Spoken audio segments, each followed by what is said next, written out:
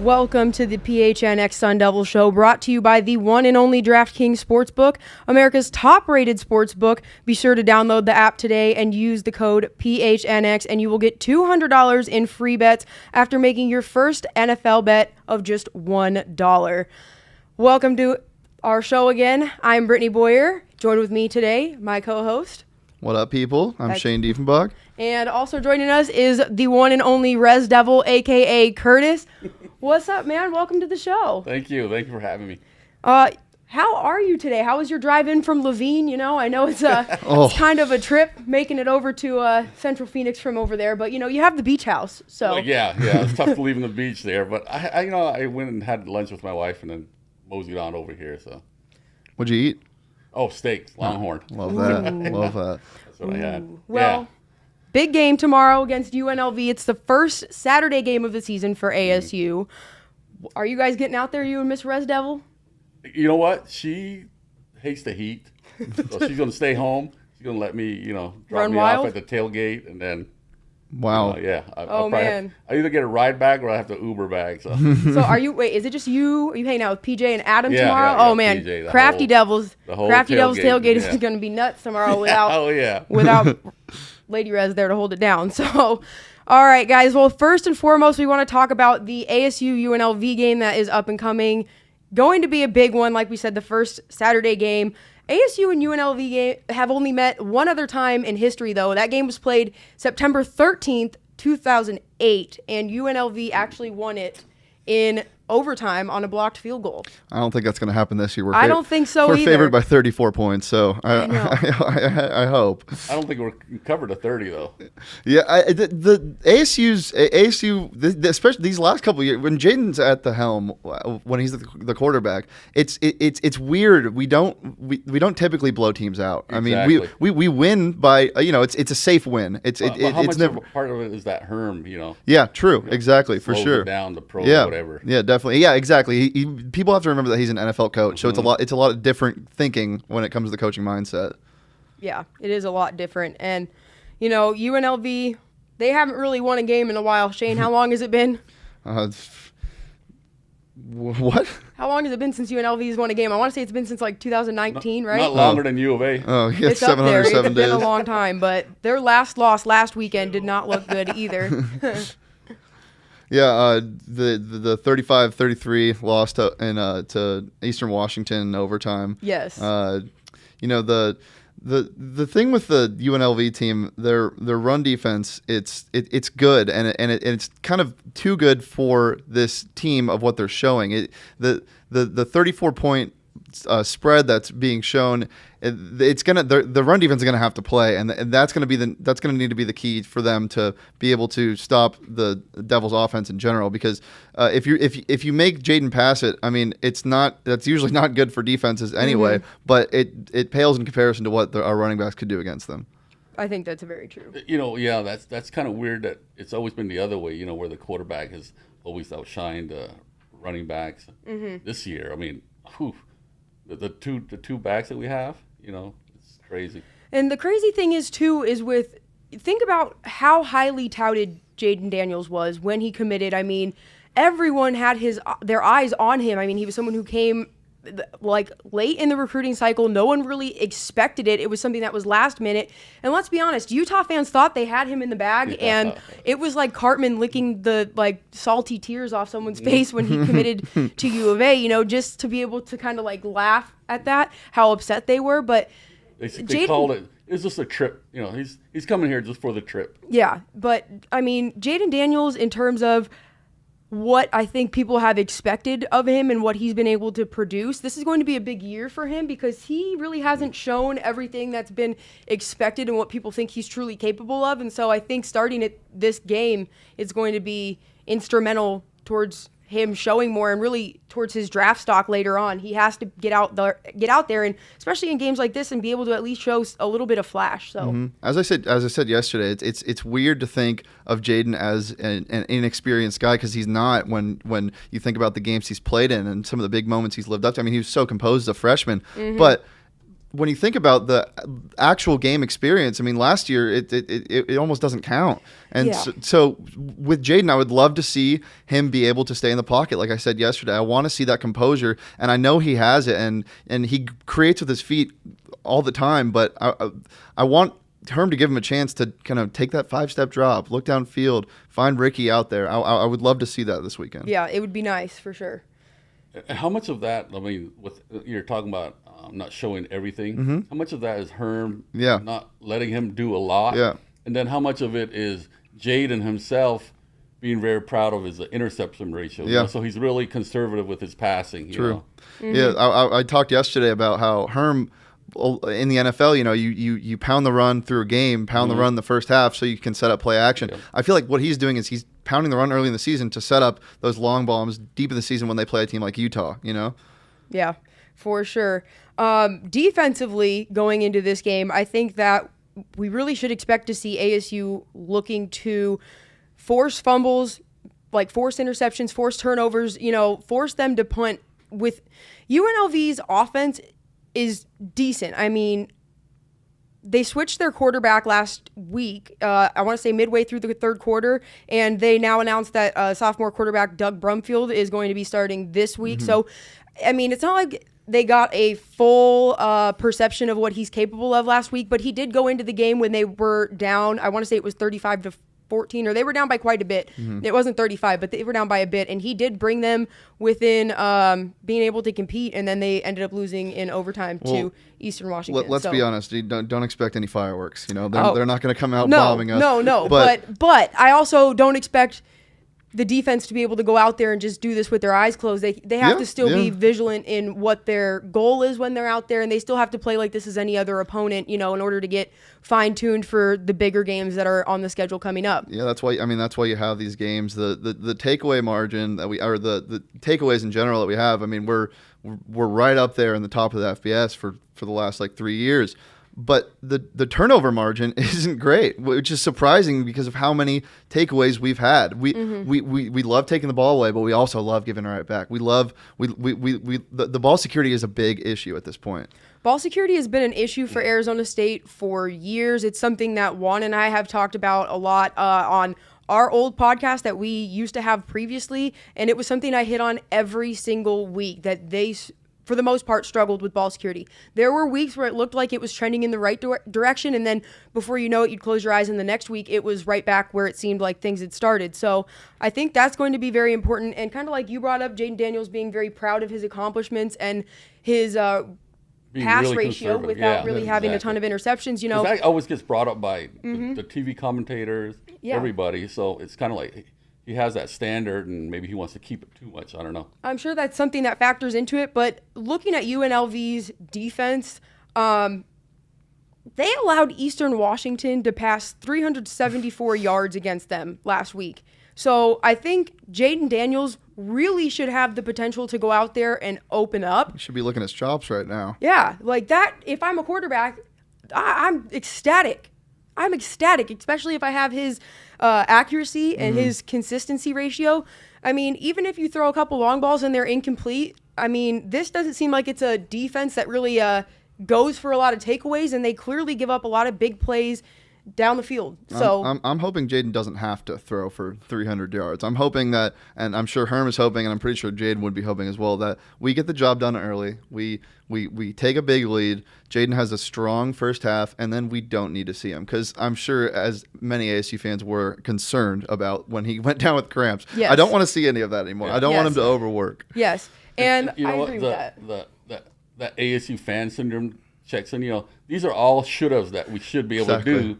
But somehow we seem to make bad teams look great. Like a quarterback is all world when they come against us sometimes. It seems like. Definitely. And as I talked about with getting out early, there's not a lot in terms of betting for this game that is super fun because the money line, the odds are astronomically high for. Yeah. You're gonna have to put a lot down to win a lot. Yeah. And the spread is, as we talked about, scary. I don't want to hope ASU has to score more and more and more to get to that. But what I do like is the first quarter. I think we get out to a first quarter. I think it's 7.5 at the end of the first quarter that we're favored by. And so you know what that is? It is. That's going to be my DraftKings pick of the week. I'm going to take the over on the total at the end of the first quarter, which is 13. Nice. So Yeah, I'm going to say easy. take the I think- over on that for my DraftKings pick of the week, and that's for the first quarter. You know, like we said, it's hard because this isn't really a game that a lot of people are going to be betting a ton of money on for the ending because, I mean, let's be honest, there's like a 99.9% chance that most people know what the outcome is going to be.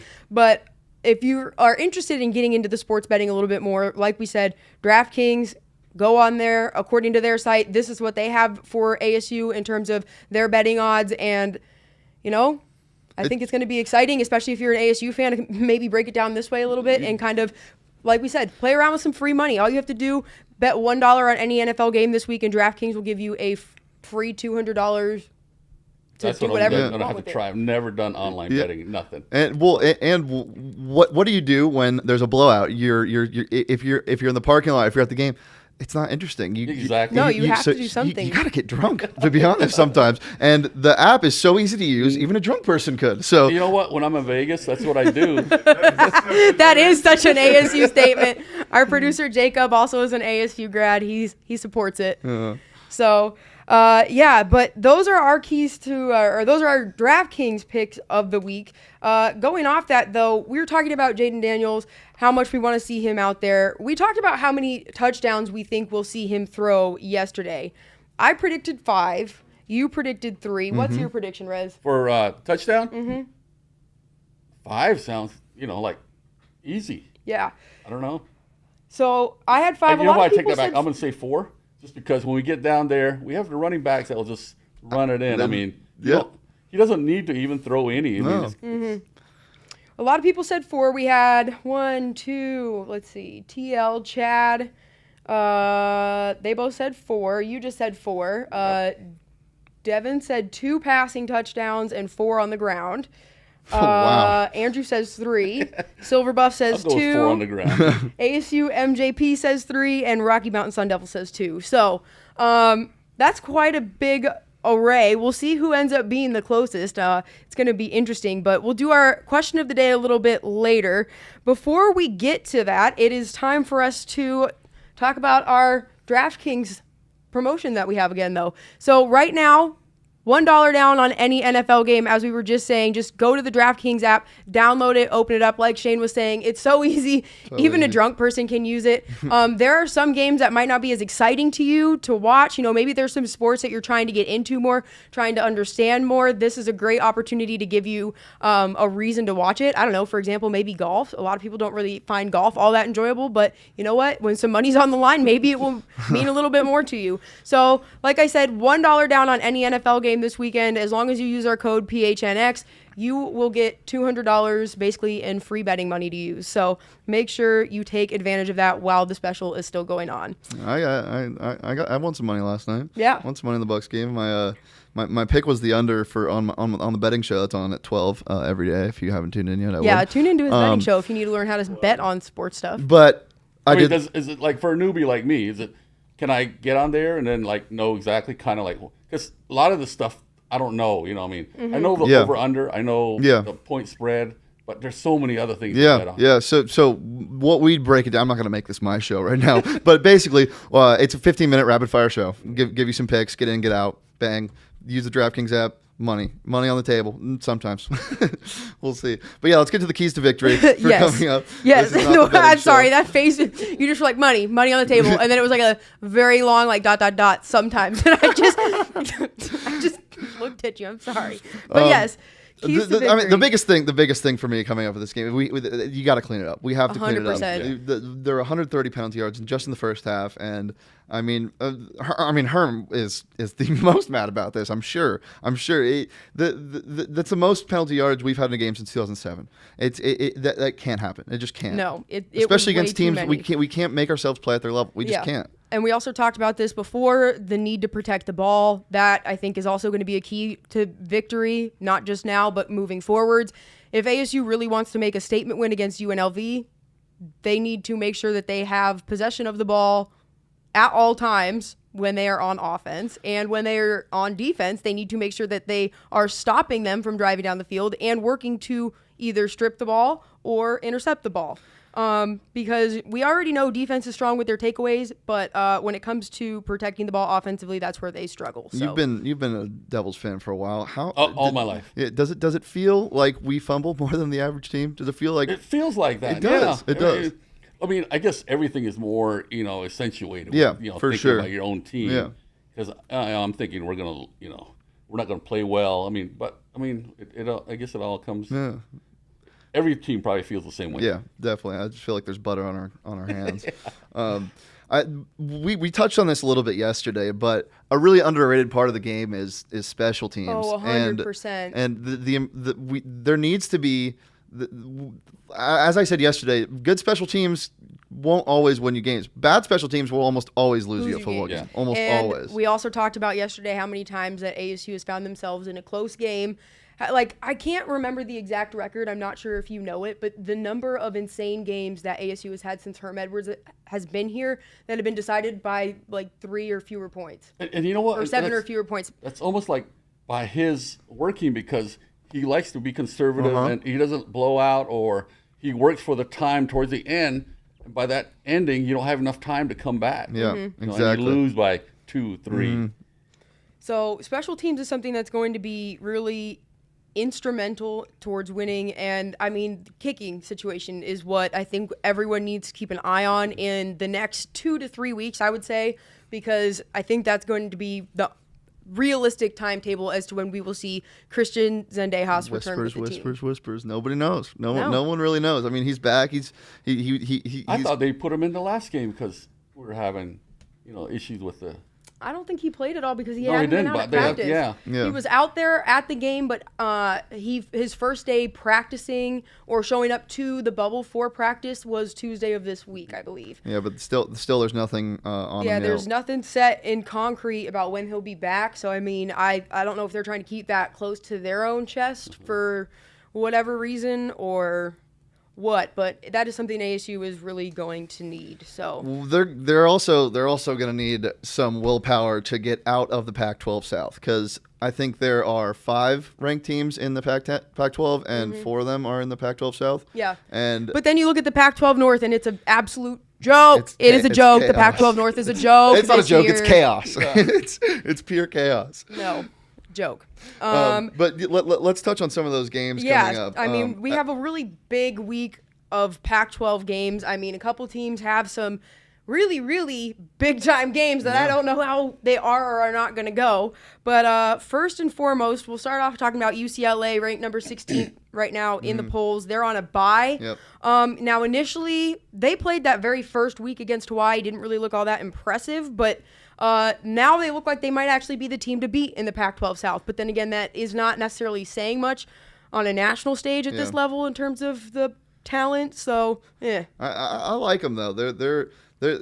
I think that even though they're ranked as high as they are at 16, I believe right now, I feel like they're not being talked about enough within the Pac-12. You know, when people think of these powerhouses, they think of Washington, Utah, USC, but UCLA football hasn't been this big time team to be scared of, to be feared of in a while. So I feel like they're going under people's radars. I think the reason is they're better known as they don't get the most out of their players, because they usually get like high star players. It's UCLA. And they never pan out the right way, But now with the fifth-year quarterback, something like that, and they got the size and everything. And Dorian Thompson-Robertson did get some playing time in the past, so I mean, it's not like he's going out there with.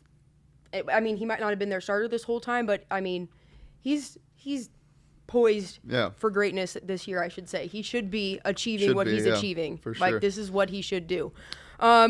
going into the first actual game of the week, That's though, gonna be that a we banger. have. This is going to be a banger. I I'm don't know. excited for Shane this. and I disagree on who's going to win this one. So I actually went in just before the show and I changed my pick because I thought about it a little more.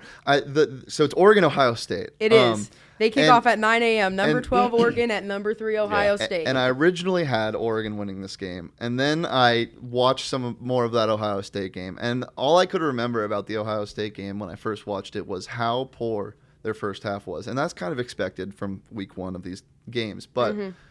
Then I watched that fourth quarter, and even the second half in general, but mostly the fourth quarter. They looked like Ohio State. They looked like an Ohio State team. I think I actually like them to cover this game. And it's 14.5. It's a lot, but I actually like them to cover that. Switching from Oregon outright to Ohio State covering 14.5 is kind of radical. I think they will 100% cover. I think Oregon is one of the most highly touted yet underperforming schools in the pack, up there with USC in terms of what people always expect them to do and what they never actually accomplish or do. And I think that this is going to be a prime example of them getting blown out and getting they're just going to get embarrassed and get literally their butt handed to them on a platter on national television starting at 9 a.m. They didn't look good last week. No, they looked terrible. They almost lost to Fresno State at home. So how are you going to go in they have the big star players and then not so star, and there's I think there's a big discrepancy. But Oregon's always been able to get those not so star players, as you said, get the production out of them, and it just didn't look like an Oregon team this year. Granted, it was week one, so it was week one. Anything could really happen. The 9 a.m. start time. Yeah, but that's the other thing. You have Oregon, who can hardly beat Fresno State at home for the opening week, and then the second week, right into you're going right into number 3 Ohio State on the road at 9 a.m. I don't think you're going to go in the horseshoe and come out of there with a win. That's just me, though. I'm with you. You got Ohio State. All right. So after that, 12:30, we have Cal at TCU. I'm going with TCU in this one. I think, like I said yesterday in the show, there are a couple programs that you're going to see have more of a long-term nagging implication of the COVID measures. Yep. And I think that Cal and Stanford are going to be the two Pac-12 teams that really see the most damage from their shutdowns that they had. And Texas doesn't have any. And let's be honest, Cal and TCU are two teams that really are strong defensive teams. I think we all can think back to that Cheez-It Bowl that was played downtown here, and it was a ton of defense. Some people argue it was boring. I just thought it was an incredibly... I love a good defense. I thought it was a fun defensive game. It went really long, but I just don't think that Cal is going to have what it takes against TCU. I got TCU also. I think TCU's going to take TCU. it. They both played terrible. Yeah. TCU not as much as Cal did. But I think TCU still comes in. Well, TCU also played a small school, a really small school in week one. I don't remember who it was. It starts with a D, but they won 45-3.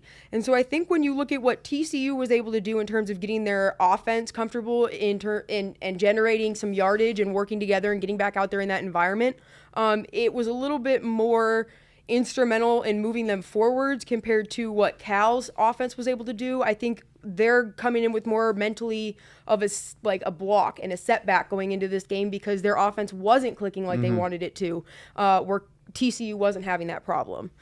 After that, another hard one. After that, we got number 5 Texas A&M at Colorado, kicking off at 12:30. I like this Colorado team, though. That's what it makes me. Why did you schedule this? I'm always the first to complain about these early testers and a team in a power conference like the Pac-12 playing some random school like Colorado did, like Northern Colorado, early in the season, but. Also, at the same time, don't just jump right into it. They had their and they won 35-7 in their first game. Colorado did, and they ran all over the field. I think it was 200. Where is it here? 281 total yards rushing with 6 different players. I like this team. I like Jarek Broussard, but it's Texas A&M. It's Texas A&M. It is, and I think Colorado is on a good path right now and a good trajectory in terms of what they're trying to do with revamping their program and changing some things around after they kind of. They had a really a good ride for a while that they had going, and then they kind of plateaued and then started to downward spiral, and I feel like they're trying to redeem themselves right now. And I like what they are doing, but I just don't think they have enough gas in the tank to take down Texas A&M. I really just As I said, Colorado ran all over them, but they didn't do what A&M did in their first game, where they had 260 more yards than their opponent. You know what I'm interested in seeing though is, I mean, I'm not really familiar with Texas, so I don't know what the landscape is there. I mean, I would assume it's not really high elevation levels like Colorado is. Yeah. It's all So pretty much flat. Yeah. that's what I was thinking. So I'm interested to see what the cardio level is like of some of these players, and if that ends up costing them something in this game, Yeah. whether it be a touchdown, maybe they start playing sloppy and give up some penalties, anything like that in this game. That is something I am going to be looking for. So now I'm gonna have to tell you this straight up. I'm gonna have a little bias here. I know you picked Washington State in this next game also, but my dad went to Washington State, and I pray for them. I want them to win. They're a sorry football program for the most part. Sorry, but man, why are you apologizing? because I'm apologizing to my dad right now. Oh. If he's listening to this, he's probably not. He hates me. I'm joking, but yeah, I have Washington State in this game for sure, 100%. Yeah, I picked Washington State. If you know me, I know I've told you this story, but one reason I like Washington State fans, I'll give you a quick little rundown. I was parking outside Tempe Mission Palms once, and someone hit my car while I was still sitting in it, like still sitting in my car, and then they tried to drive away. You were parked? Yes, while I was parked in my car, they tried to like quick reverse out and leave, and this whole group of Washington State fans that were tailgating circled the car and like would not let him leave. And so they yelled at him, and then they gave me some beers. Good And old Washington it was State. just great. I mean, Good they old were really Washington cool, State. like honestly good people fans. Anyways, so yeah. That's not why I picked Washington State though. I the picked same, Washington yeah. State because I think against Portland State. Not by a lot though. I mean, Yeah. I think it's. I mean, yeah. You saw Washington State's last Yeah. game. I mean, they Yeah. blew it. They completely. But blew it is Portland State. It's not like they're a super strong team, but then again, it is Washington State. Yeah. But That's where the whole Couging comes from. Yeah, Yeah. And Washington State's going to be angry after you losing to Utah State, what was basically the last second. Yeah. Like they got to be fired up, and I think they take this one. yeah, that game kicks off at 3:00. I think that's going to be one that you might want to keep an eye on. Maybe if you get on DraftKings and you want to spend some money like messing around with some first quarter point spreads, that might be a fun one to pay attention to. 5:00 is another really big time game. I love this one. Washington I think this is the first one we at actually disagreed Michigan. on. Yeah, we don't agree on this one. I am picking Michigan because, listen, Michigan might be one of the most overrated, underperforming teams in the Big Ten, but Washington lost to Montana 13-7. Okay. And I'm sorry, you're not going to go to the big house and week 2 beat Michigan. I just don't see it. Even though I think that Michigan is a sorry program, I think that Harbaugh has not done anything with them. This isn't really a Michigan show. Man looks good in khakis though. He does. He does. You know, he could do a State Farm commercial. I have to. I actually hate you know him what? as a coach. He should be in a State Farm commercial with his khakis. Like Michigan should do a State Farm commercial. I'm a bigger with John him and Harbaugh his fan. Let's Khakis. start putting over-unders on how many times you're going to mention those khakis. Hey, it's- That's at least 2.5 in the last week. It's only 2. It's only 2, and that's where it'll be. But this might sound weird, but I actually don't think Montana's that bad. Montana's not that bad. It's Montana. They're an FCS school. You should never ever lose to an FCS school. It's not acceptable. But they have a good defense. Their coach Bobby Hawk is a great coach, and I think Washington. They move the ball. The quarterback. Yeah, and and pretty good. Yeah, and I think Washington. If they don't win, they cover this game for sure. I think that what you saw last week, it wasn't a Washington performance at all. And again, week 1, everything's taken with a grain of salt. But at the same time, Montana isn't a normal FCS school. They're a solid team. I just think that the Big Ten has stronger football programs than the Pac-12, to be 100% honest. And after watching them lose, it's hard for me to not pick Michigan over Washington. Now, granted, I'm not against Washington. I'd love to see what they're capable of this year. I'd love to see them get back to being a competitive force in the North. But if they're able to do that or not this year still, I think remains to be seen. So, And Michigan only had to throw, I think, 11 passes in that game. This is the game Yeah. I think Michigan wins. Yeah. yeah. And I mean, but Damn, also, 2 against 1. But also, Ronnie Bell, their best wide receiver, and might even be their best offensive player, is out for the season. He is. So That is true. We'll but see. Mike gets Washington. It's Washington. They just lost Montana. Yeah. After that, we have San Diego State at Against U of A. Some team that doesn't really matter. Well, okay, listen. San So- Diego State by 1,000,000. Yeah, and I'm picking San Diego State in this one. For reference, the U of A podcast this morning, both of the guys picked U of A to win. Of course. It was 21-16 and like 28-17. I'm Just sure for that they reference picked on U that. of A to win, but personally, like, I think that, you know, maybe living in Tucson, they might be riding the high that the city's on a little bit too much and not looking through I think they just might be high because it's Tucson. clear lens. I don't know. But I personally think San Diego State they're not an easy team. Rez, I'm sure you remember that a couple years ago when Yeah. ASU played San Diego State, their second game of the Rashad year. Penny. I don't know that much now about San Diego. Yeah. They kind of play the same, you know, the little, Yeah. the you know, where they have the small ball and they fall down and, you know. Well, the line is Arizona -1. Arizona's only favored by 1 point, so that tells you how bad San Diego State is. So I wouldn't mind seeing this again, though, right here. Yeah. Yeah. 77. Well, it's about to be 707 days, LOL, that they have not won. Sorry, Saul and Espo sitting in the other room watching this that are U of A fans. But Yeah, I like you know, San Diego if State they, in this game. yeah, I'm picking San Diego State. I think their losing streak's going to continue and Yep. stretch out to 714. But you know, we will see. I mean, BYU. The Chad, Holy really- War. I mean, This like- game is called the Holy War. Yeah, it's amazing. the next one, we'll roll into that game, but I want to touch on one other thing with that U of A game against BYU. Uh-huh. Arizona did show really strong glimpses of potential with yeah. Gunnar Cruz at quarterback, especially. However, they still have a lot of work to do defensively to get where they want to go. But I think that there is some potential. However, I don't think that they're going to get the job done this week. I think they're still going to. I think I they're still think going they to lose. showed some positivity from last week. Basically, just compare from the years past. Yes. You know, it made the game. Yeah, they actually looked like a football team. Yeah, they looked Yeah. decent. They looked, and BYU, honestly, because we're going into them next year, their game against U of A, they looked really good in some moments, Yeah. and then in some moments it was complete chaos. U of A Like, is really what good at are you doing? making people look good, But though. yeah, so after that though, we have number 21 Utah at BYU kicking off at 7:15.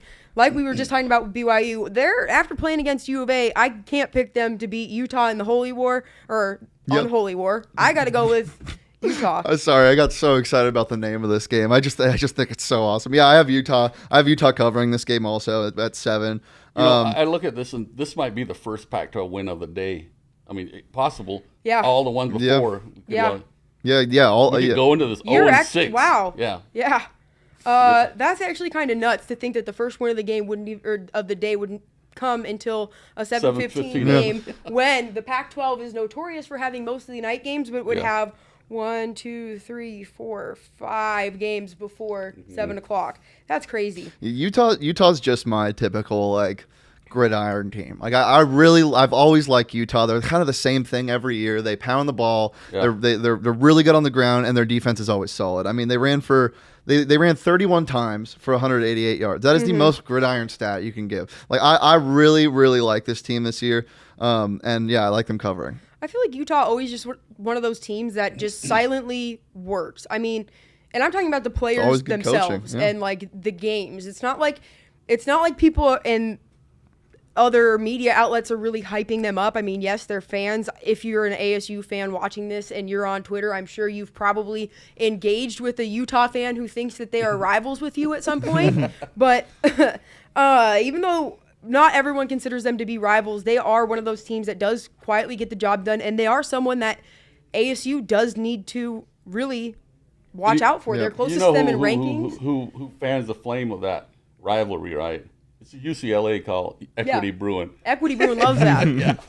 Well- He's the one that like wants to see And J-Pop. everything burned down.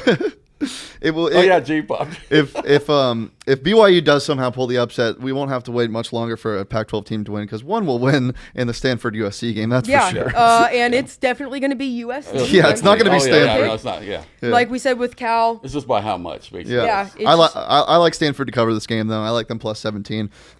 Their Stanford's defense was pretty good last week. USC also gave up 300 yards over the air or through the air. Yeah. So yeah, I like USC's winning this game, but I like Stanford to cover at plus 17. I don't think so, just because there's so much. They know each other too. Yeah. You know, I mean, even at their worst or for sure. their best, they know what the other team's going to do. Definitely. I just got to go with USC. I think Stanford still has too many things that they're still working through from last year, like I was talking about. Same thing with Cal. And even though I don't think that USC is really a lot of people think USC is going to win the South this year. I personally don't think that. I think UCLA is in the most prime position to take the South right now. It's going to be fun. I think USC, especially with Helton, like Yeah, they might underperform, but this is a game that they should for sure win. I don't think they take that next step just yet as a dominant team, not only in the Pac-12 but in the country. I don't think they're ready to take that next step yet, but they're a couple defensive studs away from being that team. They're a couple lockdown corners away from being that team. That's USC's story of their life. Yeah. We're a couple away. That's it, always. 7:30, UNLV at ASU. I got the Devils. I'm sure you both have the Devils. We already talked about this one. Covered our predictions where we think you guys might want to put your money down if you're looking to bet. And finally, rounding out the Pac-12 slate this week, we have Hawaii at Oregon State. I'm going with the Beavers in this one. I don't know about you guys, but I think they're. I look at them as a what do you call it, a lunch pail team that just goes in and does what's needed. They don't make too much mistakes. They've always kind of been that. I mean, they're definitely a lot better. They're not flashy, you know. They're definitely a lot better than they have been in the past. I like this Oregon State team more than I like the Oregon State teams in the past. But the Hawaii. I mean, Hawaii is not Hawaii anymore. It's a Todd Graham team going to Corvallis, and I think that's enough that needs to be said right there. That's a good point. A good point. So, Rez, let's get to know you a little bit more now that we're done with our picks of the week. Breaking down how you really became an Arizona State fan, a little bit about your history and your time as a Sun Devil so far. You know what? I've always liked ASU. Even from high school going to starting my freshman year back in '87, everything ASU, everything, even in my bedroom, my apartment was maroon and gold. It's funny because my mom, who graduated from U of A, as a teacher, she got her degree from there. But she doesn't really care. She's not even to it. But I always grew up. I mean, I went to school at a small Indian school over in Peoria called Southwest Indian School. Mm-hmm. Our senior class was probably like 7, 8. That was it. A small school. Wow. Yeah. And fortunately, I had good grades, so ASU came and gave me scholarships to go. So it's an academic powerhouse. So you said 87 was when you started, right? 87. Yeah. You've been to so many ASU football games, I'm sure. You know what? When I first started there, people look at me as outgoing, while being from a small reservation, a small town, going to a small school, I was kind of intimidated in a large group and out of my comfort zone. Yeah, out of my comfort zone. So I didn't really go to games. I watched them, but most of my friends weren't really football fans either. Mm-hmm. And the high school I went to, we didn't have a football team. We played soccer instead, because we didn't have enough players. So, I wanted to go, but I'd be the only one to go. So I stayed home. But it wasn't until 4 or 5 years afterwards where I really got into the football. What's your favorite game you've been to? It has to be the Notre Dame game. Yeah. And the reason being is I went with my uncle and my aunt. Mm-hmm. Their son played for Notre Dame. So his family sat in the Notre Dame section. My uncle and aunt wanted to sit with us in the south end zone, and I got pictures. They both went to school back in the, 50s at ASU when it was the single level. Wow. He was telling me, he goes, yeah, we used to watch the football games from that hill right there, where you could look over. And so, I mean, it was. And so he went back there back in the day when it was around the prop, Prop exactly. 200, and they burned all of that into the field. Mm-hmm. They were there in the prime. Yeah, Ooh. They both met there at ASU, got married, And most of the time they're decked out in green because their son played football for Notre Dame. Yeah. But for this game, they were decked out in maroon and gold. Yeah, that had to be nice to see. Yeah. So what did you end up going to school and studying, and like how was your time in Tempe then compared to what it's like for you now when you go back and visit? Like, are you able to reminisce on a lot of stuff and how much it's changed, or how much your personal community has grown throughout the years and your network of Sun Devils that you know? You know what? Like I said, I was very intimidated when I first got there. So I was on campus for school, and then I went back to my apartment. That's where I spent a majority of my time. I wish I'd done more. I look back and if only I had hooked on with a group, something, But I mean, plus I got married, had a child right away. So, and he graduated from ASU. What? And when did he graduate from ASU? Like 5 years ago. All right, Yeah. all right. So it's mostly a Sun Devil family. I went for what? I think off and on I went for like 7 years. I should be a doctor, but you're like, yeah, but whatever. So you have such a huge following of Sun Devils now, and I don't think anyone would ever actually know. Would you ever have known that he was not outgoing or shy? No. I never. Not at all. Most people would have never guessed. Yeah, I mean that's So- what I saw your stud finder tweet today or yesterday. Oh yeah. So how did you get out of that mold or break that mold or become the Rez that everyone knows today? I don't know. I've always been a jokester. I mean, everybody knows me, even from back in high school back then, making jokes. So that's how Twitter came about. My release was like, anybody was fair game. I'd read somebody, whoever came on my TL, my timeline, I'd make a joke or something. It was just a one-liner, maybe even a 2-word zip. That was it. I didn't expect anybody to really. It was my way of joking. Yeah. And I guess people liked it. Love it. Well, then how did you end up, for anyone who maybe doesn't follow Rez on Twitter, he is notorious for, him and his girlfriend Kim K and his beach house in Levine. Yeah. So how did little inside jokes like that all come about and just become a running thing? You know what? It started with Levine. Everybody laughs about Levine, country, whatever. So I just, started making my beach house, Yeah. my mountain resort on South Mountain there, And then, I don't know, I forget how, you know what? My first thing that I made was a Photoshop with the family of the Kardashians. I put myself in it and said, hey, here's our Christmas card. And from there, it just took off. Just stuck. Yeah, I mean. Yeah, notorious. Every time I see Kim K, I think of Rez. You know what's and I'm funny sure I'm not is, the only one. Last year, I visited some friends I know from Twitter. My wife was with me. And they kept saying, hey, is Kim in the car? And she's like, what's this? Who's Kim? She's what are they looking at talking me about? like, yeah, I'm like, who's Kim? Who is Kim? Kim Kardashian, hun, I swear, look, I'm famous on Twitter for it. I had to come up with all the pictures I've had and explain, it's funny. So you hang out and tailgate a lot with Crafty Devils. Yeah. And I know he goes out of town for some games. Do you ever go out of town for any of the ASU games that they have? Yeah, I mean, I like to go to at least one away game every year. That's this year it's Utah. I mean, we always go to the Utah game because we have family there. So we that's where we always. That's gonna be a fun one. I think that's gonna be a great game. What have you ever tailgated anywhere else besides ASU? Yeah, I tailgated at USC one time, but I think, and then some NFL games, but other than that, no. So I was gonna ask you guys because I kind of want to talk about this in terms of tailgating. I think that ASU's tailgating Awful. is lame. Yeah. Have you ever tailgated at USC? No. But You I've have. heard about UCLA with the being tailgating on the So golf. here's the weird part, because I feel like it's a split thing between the two of them. I've tailgated at both.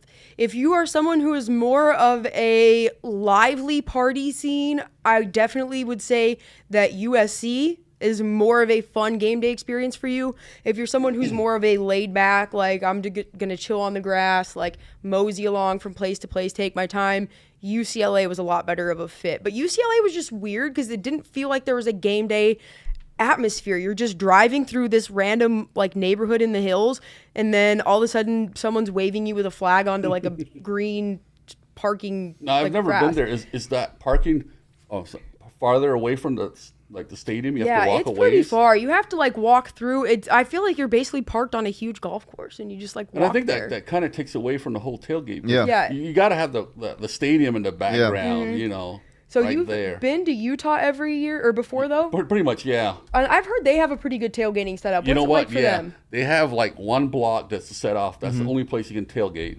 So everybody's like, parked right next to each other. There's rows and rows of, so you can walk around. Yeah, that's pretty close to the Yeah, stadium. I mean, that's what we do. We usually, my sister-in-law lives in Pocatello, Idaho. We drive down, and they usually bring like a bunch of crowlers. So that's what we carry around 32-ounce calories and walk around. I love that. Yeah, and they the last time we were there, we had like 32 ounces in both hands, and they're like, we know those guys are from ASU. He's got 32 ounces. Yeah. What were you doing? The Edward Scissorhands? Like, Yeah. with it. Yeah. Edward 40 hands.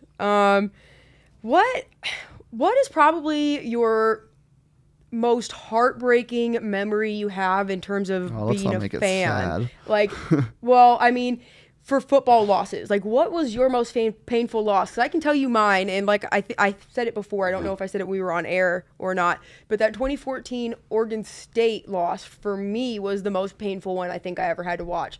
Was there a loss for you as a fan that you had that was most painful? UNLV. 2008? Yeah. So leading up to this 'cause game.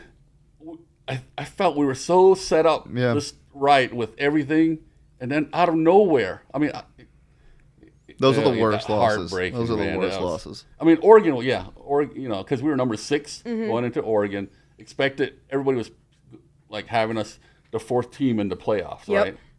And then we blow, lay an egg there. That was rough. That But was the a rough UNLV one was, we should have. I mean, Yeah, blocked field goal in overtime, 23-20. You know what else is heartbreaking? People that aren't subscribed to PHNX. That too. There are so many things down there. Oh, yeah. There are so many things. There are so many things on that website, including stuff Brittany has put up, including stuff our Son's Pod has brought up that you're missing out on. An annual subscription can get you a free T-shirt. It will get you a free T-shirt. The Coyotes one are selling like hotcakes right now. I personally like the ASU or the Suns one. Sorry, I was like, I don't think we have one yet. the Suns one with the vintage PHNX on it. It looks sweet. That one does look really awesome. I like it. But yeah, head over there. Become a member of the family. Go phnx.com. We got some great content on there. And also, don't forget to make sure you head over to DraftKings as soon as you can. Download the DraftKings Sportsbook app and use our code PHNX. Put $1 down on any NFL game this week, and you will receive $200 in free NFL bets. Like we said, limited time offer. They're not going to be giving away free money for very long. So make sure you get in on this while you still can. And, don't forget, use our code PHNX. So I'm an idiot. Does that mean that you just sign up, put $1 down, and then you have like an account or something? Yeah, so new accounts, you put in a promo code, the PHNX promo code, and then if you bet on if you put any amount of money on any Week 1 NFL game, you get $200 in free promotion bets where you're not using your own money, you're using the money that DraftKings gives you. Yeah. You guys hear that? That was a full breakdown from Shane for you, right from the horse's mouth. That's too easy. Yeah. Monday through Friday at noon. Come join me. You can't pass that one up. That's a great deal. Let's get to the question of the day. Yeah, so it is time for our question of the day. I'm going to tweet it out for you right now after I ask it. But what Pac-12 North team had the worst loss last week? We have Washington, Stanford, Washington State, or Oregon State. All of them suffered a loss. Honorable mention, not making the list, is Cal. Yeah, I mean, from the outside looking in, it's Washington because it's an FCS team. And as I said earlier, I don't think it was as bad as people think, but I think it is Washington, and I think that's probably what the majority of the fans are going to say. But yeah, as I said, I don't think it's terrible. But it depends what you define worse as, like the worst loss, because Washington State would be the worst to have as a player. Well, I would say ugliest. Whatever's probably the ugliest loss. Yeah, it'd probably and be that's Washington. debatable because I think you can go with whatever one you think fits that. I think Washington was ugly, but you know what I also think was ugly was Washington State. Yeah, well, that's what I'm saying. It wasn't as much ugly as painful. Like if you're on that team and you lose with a last second touchdown scored against you, that's pain. That is not ugly. That's pain. That hurts. And yeah, I think that would be the worst loss to endure as a player for sure. All right, our question of the day is posted. Go over there and check it out. Rez, who do you think had the worst loss in the Pac-12 North last week? You know what? Between both Washington schools, it's kind of even, but because Washington, I don't know if they were rated. I mean, but they were considered on a upper ranked. level than they are in 20. Washington State. So them losing, I think, makes it worse. Yeah, definitely. All right, are you ready for some ASU trivia? Oh, okay. All right, so It gets fun now. Yeah, we are going to test Rez's knowledge on ASU, see how much he knows, and you know what? Some of you fans watching from home might learn something today too, because we have some pretty interesting questions on here. Let's let you know, I'm not drinking or anything, so you know, my mind is at peak form. I was right gonna say now, that makes it not as much fun sometimes. So, all right, do you want to ask the first one, or you want me to go first? I'll go first. 'Kay. What was the school's mascot before the Bulldogs? Is it Tempe Normal? Bulldogs. I know this, so I can't think of it from. It's a bird. Was it really? Mm-hmm. The Owls. Yep. Oh, yeah. You know what? 1899 to now. 22. Okay. Yeah, so they were Okay, briefly yeah, the Owls. yeah. Now the home of Arizona State University, the land it was built on was previously home to what? The whole valley? I mean, like Hohokam? Just like ASU, like where Old Main's at and stuff. The only one I'm going to say is Pimas? No, it was a cow pasture that was owned by a butcher who would slaughter his cows there. And then I he love how you added donated. that tidbit. I know, but then he donated the land to ASU. But it's like, yeah, you know, it used to be a place where cows just would go to get murdered on the daily. Let's go to Hayden Library and I get guess haunted it by was- some cows. You know, I guess it was normal to see cows that were trying to run away from getting murdered, like wandering around campus. Like, why are we not the like ASU cows, Tempe cows? I'm curious if this butcher had any relations to producer Wes. You know, Wes seems to like have inroads, and his family was one of the few early arrivals in the area. Yeah, I know Wes. I Yeah. didn't know that his family's been here that long. Yeah, you should hear him on other podcasts. You know, like where they interview him. Oh, it's crazy how much like knowledge and family, and you know, like he knows he goes back. His family goes back a long ways in that area. Yeah, there are some people who have been here for quite some time. Like the Grady Gamage family is still local too, so it's crazy. All right. How many people were in Tempe Normal's first graduating class? Just ballpark. 65. 33. That was a good 33. guess. Good That was guess. a good guess. All right, what year was the now Desert Financial Arena constructed? Desert Financial. Wells Fargo Arena. Yeah. 63? 1974. 74. Yeah. There was one NBA playoff game inside of formerly known as Wells Fargo Arena. What game was it? Or you could just give me the year.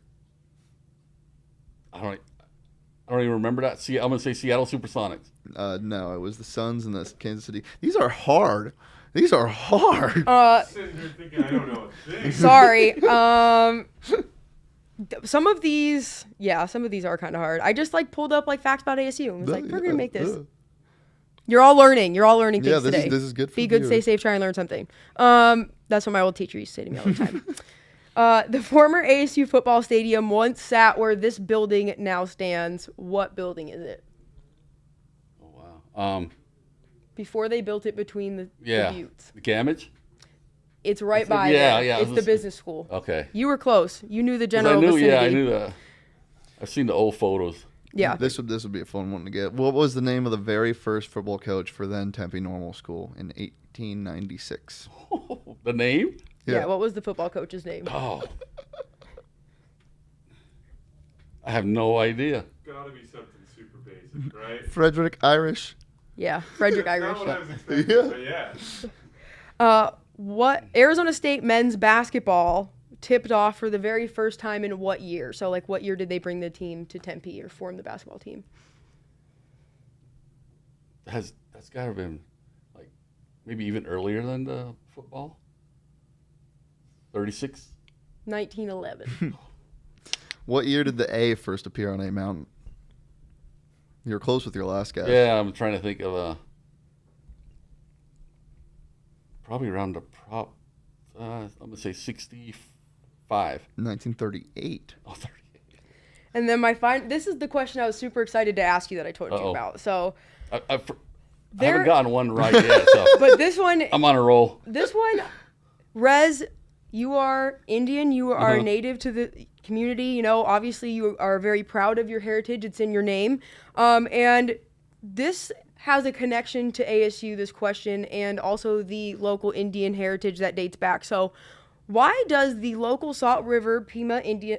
Let me read this fully correctly.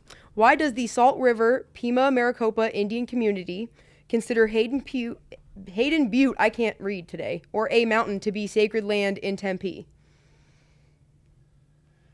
You know what? I don't know exactly, but if they've been in the area, you know, I mean, a lot of stuff that's considered sacred are for reasons, and it's usually for either gathering like certain herbs or, you know, certain plants that, you know, that grow on there, or you know, places of worship that people, you know, I don't know, it could be any of those. So this is something that I think is really cool, and probably one of the coolest ASU facts I found that I don't think people really know, and it kind of just goes with history.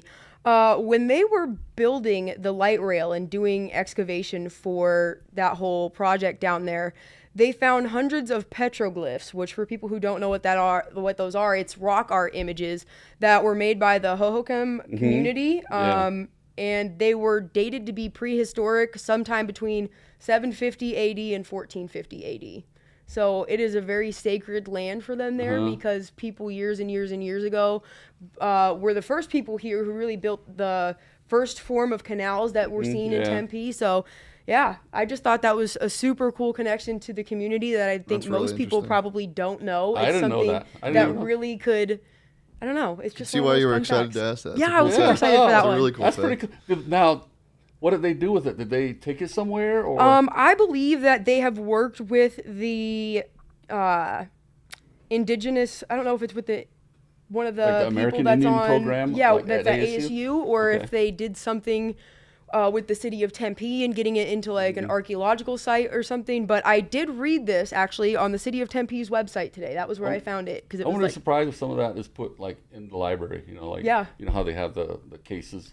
Well, they have some human bones on display at one of the, like, it's one of the places you can see human remains from evolution, where they had found prehistoric bones and like let put me them know out on where I'll display. stay away from there. But it's somewhere at ASU. But like stuff like that, I don't know. The God, history factor is so I cool. love some of the stuff you bring up on this show. ASU football show, by the way, right now. Well, hey, this is an all-encompassing Sun Devils podcast, okay? For sure, yeah. And maybe those were Sun Devil bones. Anyway, that Yeah. will do it for us. Thank you guys so much for joining us today and tuning in. Yeah, please make sure to subscribe to Go PHNX, join the family, get on DraftKings, have some fun, win some money, Yeah, come man, why visit not? me. Yeah. Play for, like, I mean, basically free. Yeah, basically Play for free. $1 with $201. Have That's what some I wanna fun. do. Yeah. Yeah. We'll get together after. We'll teach you something. Yeah. Shoot All right, us a guys. follow at PHNX_Sun Devils on Answer that Twitter. question. Yep. Make sure you answer the question. And tomorrow after the game, we will be doing a post-game show. So make sure you tune in for that as well. Yep, Brittany will be coming from the game. I'll be here in the studio. It'll be a good time. It's going to be exciting. All right. Later, Anything else guys. you want to add, Rez? No. Oh. Excited for the game because this is my first game I'll be attending this year. All right. I missed the last game, so yeah. It's going to be a good one. Yeah, All right, really. guys. We will catch you on the flip side. See you later. Thanks for watching.